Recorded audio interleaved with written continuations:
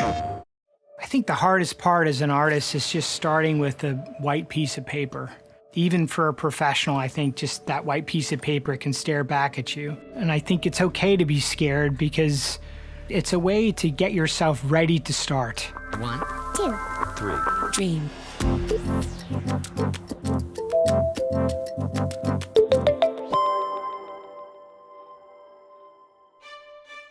I love the games industry. I love it so much that I want to make it easy for other people to get into the games industry. And for me, that's what Dreams is all about. What Dreams offers is the ability for people who wouldn't necessarily have thought they could make games to actually give it a go. If you're just starting out in Dreams, probably the first thing you'd want to do is just go and play. Get some inspiration, see what kinds of things other people are making. One of the biggest misconceptions about game development is that there's a set process. I used to think that at some point in my career I would figure out the right way to make a game. And the reality is that there just isn't one. We're all kind of trying to figure it out as we go. People think we're experts and that they can't do what we do. Anyone could do what we do. It's just about having the confidence to jump in and have a go.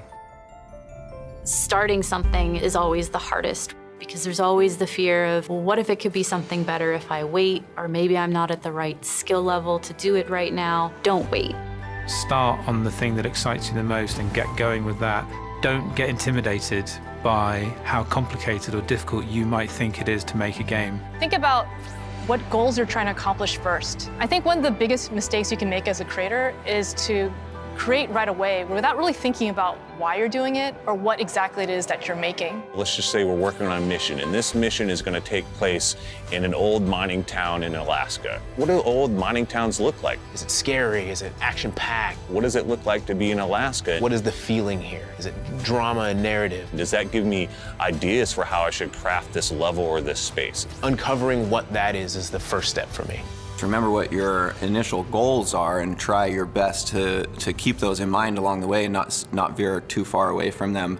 But along the way, it's going to pull you in different directions and you're going to find things that work or don't work.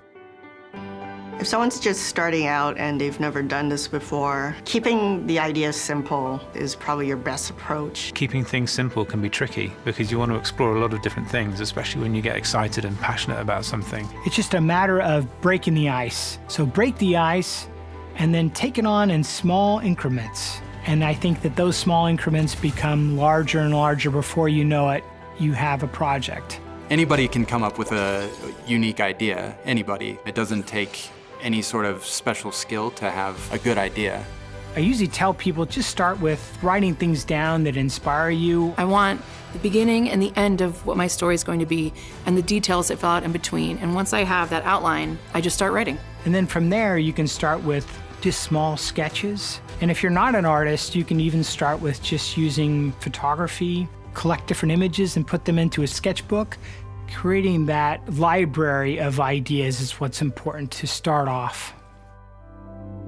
If you're struggling to come up with anything at all, one of the things that can help get you going is to think about the games that you like. Start with something that you think you would like to play yourself, because you know how that feels, just to kind of get your feet wet. And then from there, you add a little bit more, add a little bit more. For writer's block, I tried 2 different approaches. My first approach is usually to just keep going anyway, even if you don't know what you're going to write, and it might surprise you. If that's not working, sometimes you just need to take a step back. It's not possible to be creative 100% of the time, and a good skill to develop is to know when to walk away. Take a break, take a breath, and then come at it again. Banging your head against your monitor, trying to figure out what idea to come up with, it's never gonna come. Try to find something you feel incredibly passionate about, because I think the passion for a project will get you over the rough spots. Make sure that what you're working on is inspiring to you. It's the best way to keep motivated.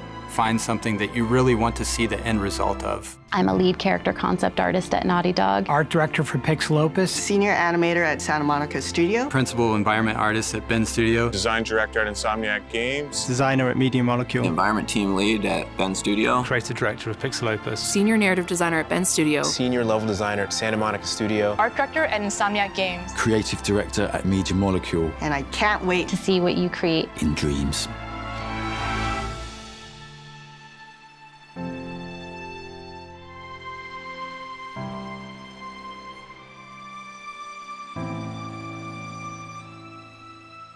PlayStation